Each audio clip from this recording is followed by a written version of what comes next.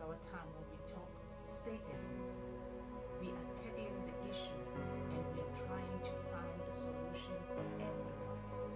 Today we have our researcher, the Department of Legal, who want to know. Please, lady, introduce yourself and tell our viewers at home who you are and where you come from. Okay, thank you for having me. My name is Chofa Jomotabo. I'm a legal researcher at the Statelessness Unit at Lawyers for Human Rights. Wonderful. Yes. All right. You hear the word researcher and you are thinking, you're digging, pulling up your sleeve, trying to get information. What information are you trying to get out there? So besides Lawyers for Human Rights doing Yeah. litigation or being well known for their litigation, Yeah. there's an element of research to that, but besides that, to also the advocacy element, right? One of the pillars that we try to work on in the unit is to kind of get the issue out there, to push it, whether it's us pushing, parliamentarians to adopt the two conventions, that will help us, or will help Home Affairs as well determine what is a stateless person. In that, right now, currently, there's no stateless determination procedure. And so part of the problem is that when an official at Home Affairs comes across an individual who says, let's say, I have no documents, I have never known my parents, the first thing that comes to their mind is not statelessness, because it is not in their terminology. And so because we have not ratified, and those conventions would basically give it meaning. And so then they're also forced to kind of have procedures in place to besides looking for refugees, asking the questions. Let's define the word statelessness Yes. to our viewers at home. Yes. Because now we're talking about you being the law researcher. Yes. Now we're bringing in our topic, which is statelessness. Yeah. What is that? What does it mean to anybody who hears the word? Yeah. So statelessness basically means when you're not recognized, an individual that is not recognized under the operation of the nationality laws of any country. Okay. So that means you're basically not on any country's system, or that you just don't exist anywhere in terms of you exist in person, but like speaking like technologically, you just don't exist on any country's system. Okay, so literally it's somebody who does not have documents of any other country for that matter. Alright, so what does that person do? What must that person do in order to belong somewhere? So there are different ways of going about it. So in South Africa, there are two ways of kind of regularizing such a person's stay, right? The one way being you apply for what is called ministerial exemption. Okay. And you're What does saying, that mean? so basically that is in the Immigration Act. So what that section says that a minister may upon his own discretion grant any foreigner who with special circumstances a permanent resident status. All right. Okay. Right? So it's a discretionary measure. It's literally the same section that is used to document, let's say via the ZEPs in Zimbabwe, or for Zimbabweans, or the Lesotho special permits. Yes. ZEPs meaning the Zimbabwean exemption permits. Oh. So that's you're basically saying, based on my good character, me being a good person, and that I can still contribute in this country. And so, can you grant me permanent residence? I have no ties with any other country. I'm basically stateless. And the other way to document a stateless person is through what is called Section 2.2 of the Citizenship Act. So that particular section basically says any person who is not recognized as a national of any country. But there's one requirement there that says you must have been born in South Africa. Okay. So now the difference between the two being with the other one is purely discretionary, and the minister can. But then there's also there's no breakdown of there's no specific requirements. It's just a catch-all. So children who are born outside the country, let's say, you know, Congolese parents move with the child, the Congolese mother passes away, then the child is left here, you know, it has no ties with, or documents from Anybody, Congo, and now is here in South Africa, also has no ties in South Africa, they were not born here. And so now we use that section to say, Minister, please, this child is nowhere else to go. As a result, can you document them? Because they can't use that other stateless provision because they were not born here. All right, yeah. Yeah, the one that says, you know, if your government doesn't recognize you, or any other government doesn't recognize you, and you're born in South Africa, you should be automatically given citizenship. Okay. Yeah. So how far does this goes? Does it affect only the children? Does it affect, who does it really affect? You know, the problem has literally, because of how the problem lasts for so long, I think that's part of the issue. By the time people eventually come to us, and you know, it has been so long, in most cases they've had their own children. You know, and now those children are not even registered in terms of like just their birth hasn't been registered. And in some cases, yeah, which is why then we call it generational statelessness, because then you have started with our parents, and then we did it to our children. Yeah, and you know, so it passes through so many generations, and you know, and because you know life continues, you know. People do have children, and you know their children have children, and so it just becomes much more difficult to resolve in those cases.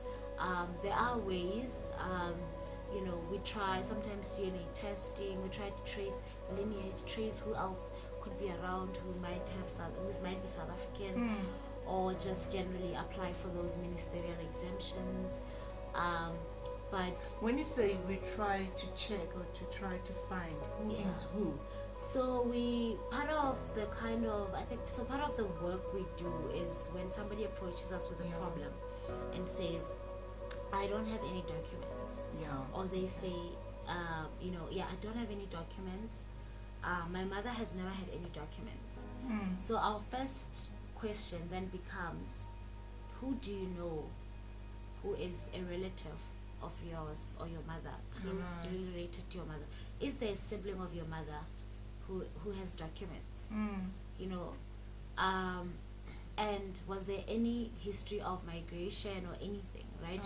The reason we try to find that out is just to kind of rule out whether there is, we're just trying to see whether the nationality could be based elsewhere, or whether they have South African blood, basically, because in South Africa one of the ways you become a citizen is through blood. So it's like trying to figure out what was your. Let's define that for our viewers. You know, when you say through blood, people will think you need to kill to get somebody else's blood.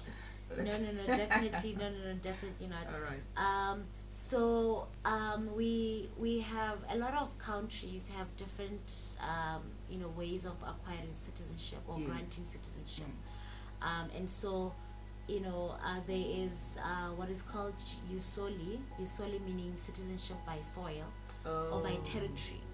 So if you're born in South Africa at a certain age, you can acquire. You automatically belong to South Africa. And so at a certain age, you can apply for naturalization by citizenship by naturalization, right? That is Usoli. And then you have citizenship called, which is acquired through blood, which is jus sanguinis, right? So that basically means if my mother was South African, then automatically I'd also be South African. So how do I prove that? Then usually we'll do the DNA testing, right? And that's done through blood. Right. So you said mother. How about the father? Or the father, right? If any of my parents are South African and they have a valid ID, then I can kind of prove my link to them to say that I should also have citizenship. Right. And then the last one, sometimes it's citizenship by residence. So it's like depending on how many years you've stayed in a country. Like if let's say, you know, I got a work permit and I work in South Africa for a certain time frame, let's say 5 years, then I apply for permanent residence. So if you're working here and you've been working here for long enough, you can apply for permanent residence. Yes. Okay. And so if you have been like consistently renewing your visas, and you have the okay, so you need to be right with the state. Yeah, and also just the same, if you have letters that show that you're being employed and it's a skill or whatever reason you got that visa. But so then then eventually you stay 5 more years, and after permanent residence you can eventually apply for what is it called, for citizenship by naturalization. So those are the 3 main ways that people can get citizenship, and so that's what we try to look for when a client approaches us. We kind of so give us like a lineage here. Is there anyone who has citizenship in your family? Right? Is there a grandmother? Is there anyone? We try to trace it back, kind of form a tree. And then the next step for us is then like, and in that instance, if they say no, but there's no one, right? So it's like, okay, so what nationality were your parents, or what nationality so you take it backwards. So we kind of to just see like which country could have, and then after that we contact that embassy of that country. If they say, I've just had stories that my grandmother was kind of from Angola or DRC, then we try to get in touch with the Angolan embassy and try and find out, do you recognize this person, right? So and I think the misconceptions around this has always been everybody wants to be in South Africa, everybody wants South African citizenship. But also in reality, it's just like when somebody's stateless, the first thing we actually try to do is just find a nationality for them. For their passport. Yeah, which makes sense. That is nice, because like anybody, that means anybody can be stateless. Yes. And you just have to belong to where you are from, or where you stay as your pension. Okay, or where you are born. All right. There's a little bit of stereotype there to say when they speak statelessness, that means you're from one country and now you're living in another country and it's not the South African people. That's true. And there's a lot of misconceptions, it's some being obviously that people just want to kind of let go of certain citizenships. Yes, of course. Because it adds to their advantage, but in reality it really doesn't, because then there is it can't be true, because mainly like who wants to be without access to the world? Can't go to school, not even like further education, not tertiary schooling, can't own a bank account. Yes, of course, they need an so ID. There's all of those things that why would you set yourself so backwards like in that way? There's just there's a lot of misconceptions around that. Like people would easily just say, no, I'm not from this place, so that they don't so that they get South African citizenship, but it's actually not the case. What are the things when you do your research that you find and they are very aha moment on you and say, wow, I never knew that this type of people are struggling, or this is what is really happening? Because we're all here in this world and we do not know, or we don't know until you learn, as you said, you're a researcher. So being a researcher, that means information is out there, you just need to go and dig into it. What are the things that you find and they are very alarming and you're saying, wow, I never knew this? It's a lot of mind-blowing things, because also it's such a niche area of law just generally. Not a lot of people work on it, but the other thing is that because we focus on 4 areas, right? When I first moved into the unit, I think my biggest shock was realizing how many blocked IDs there are. Okay. Right? What is the cause of a blocked ID? Just mention some IDs. So it is kind of like this. So what happens is Home Affairs blocks or places a marker on an ID when they are suspicious that the person is not supposed to be entitled to that ID, usually.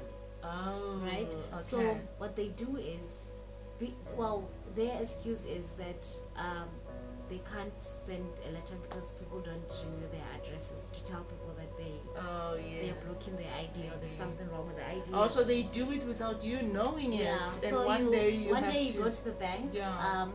And then as you go to the bank, you say, you want to be assisted inside, and then the person inside says there's something wrong with your ID. You need to go to Home Affairs. They don't tell you much. They just tell you need to go follow up with the branch because there's something wrong. And so so they block that ID, and in that moment the intention is so that there's an investigation that takes place. So that you can present evidence that you basically try and prove to them that you're actually entitled to the citizenship. So one of the ways is simply because they just want you to come and rectify whatever they were whatever they were suspicious of. But then the problem with that is that takes years to resolve. So now your ID is blocked, you go to the bank, you're told, and you go to Home Affairs and you're told, please bring your birth certificate, they give you a list of documents, your parents' documents, just to prove, baptist certificates, bring your, they ask for literally every document that you've ever had or owned, and and so in that moment you kind of, you're thinking this will take, for some people maybe if they like you, but a lot of the people, it's an administrative nightmare. Because you go there, you present all these documents, and then it's quiet. They tell you that you'll hear from us. Or they have an interview with you after that, and then you just never hear from them. So it's kind of like a consistent following up, pushing with Home Affairs, to have this ID unblocked. Because jobs, you are unable to get jobs because these days jobs also require people to have bank accounts. When you enter certain buildings, you need your ID. So it's like there's and it makes life extremely difficult for a lot of people. And so what I was shocked at, with research, and it's also something that we intend to kind of launch earlier next year, research on how blocked IDs, the numbers. Because we see a lot of clients, and so we hadn't realized that over the years, the number of blocked IDs have been increasing at an alarming rate. And the worst part about it is that the older the people are, the more difficult it is to prove that they're actually South African, because everyone else in their families that is South African is dead. And they can't do DNA tests. They can't find baptist certificates. They don't have school reports. Those schools are demolished. Those structures don't exist anymore. So it's kind of then they just literally just in limbo. And for me, that's one of the very, I didn't realize how it literally inconveniences. But you said 4 ways. You just touch now on the first one, which is your block ID. The second one for me was definitely birth registration.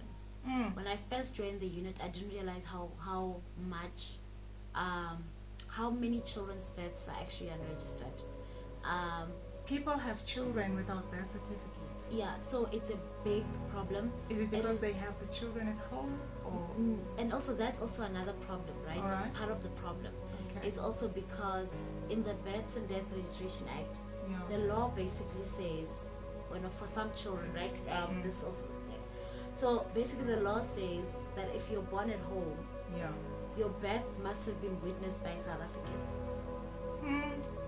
So what makes it tricky is in the farm areas or remote areas where either migrant communities are formed, or where there's a lot of those now.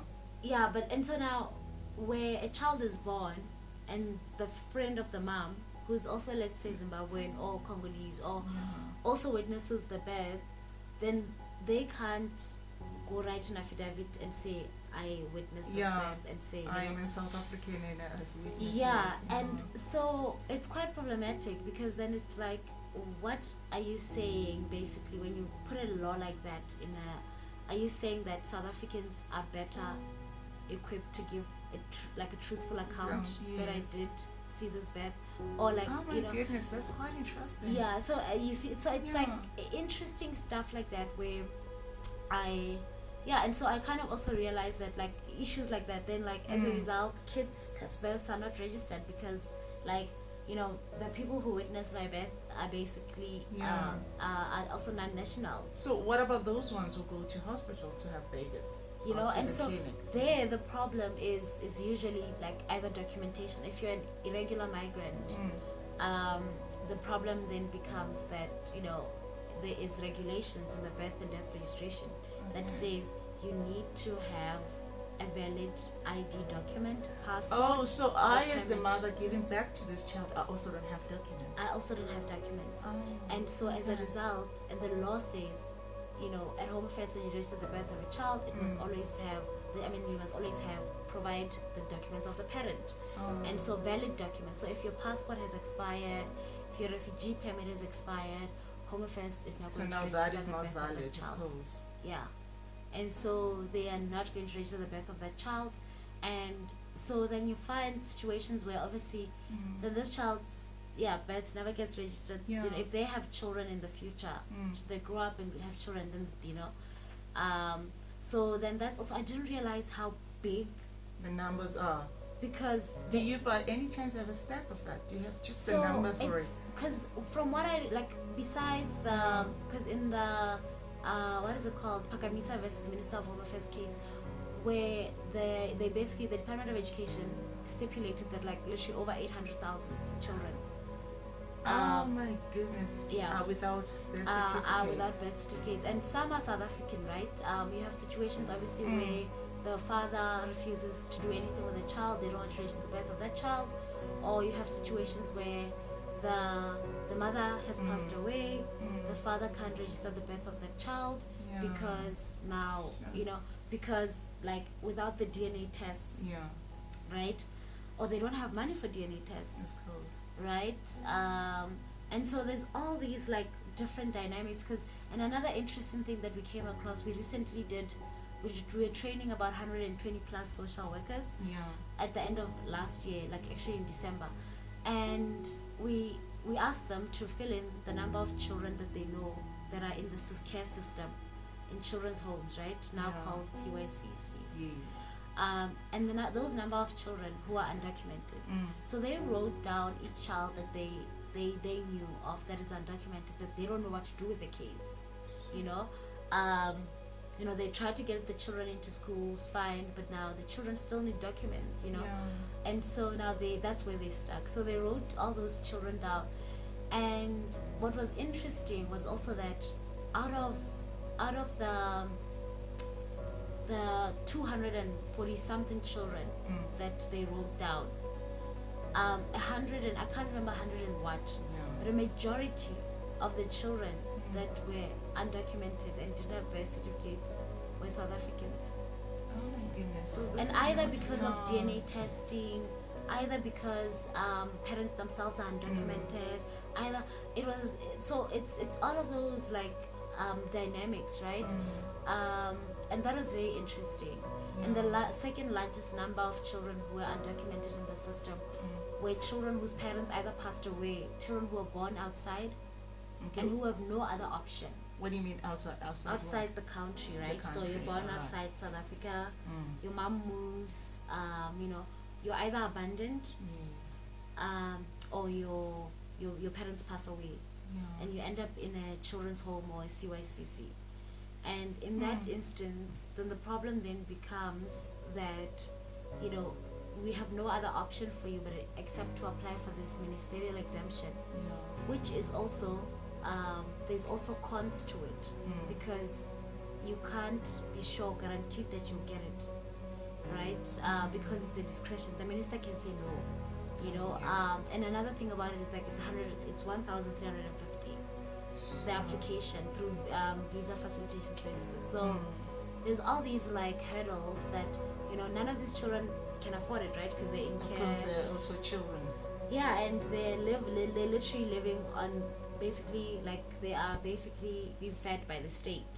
Like they don't have like money, they can't get money anywhere else. So it's But now it sounds a little bit nicer now because they are children. These same children, one day they're gonna grow up, yes, and now you have another issue now. Yes. Child is 18, and then what happens to those kids? yeah, now? and those kids just because there's also like a very psychological element to that, because Yeah, now of course. if you had all these dreams, or if you were extremely smart in school, you Yeah. can have the best results, and there's such, it becomes such a problem, because even you can't apply for, or we encourage them to apply, Yeah. but ultimately the fight that comes with like fighting universities yeah. to keep the student, or to register the student, is also something else.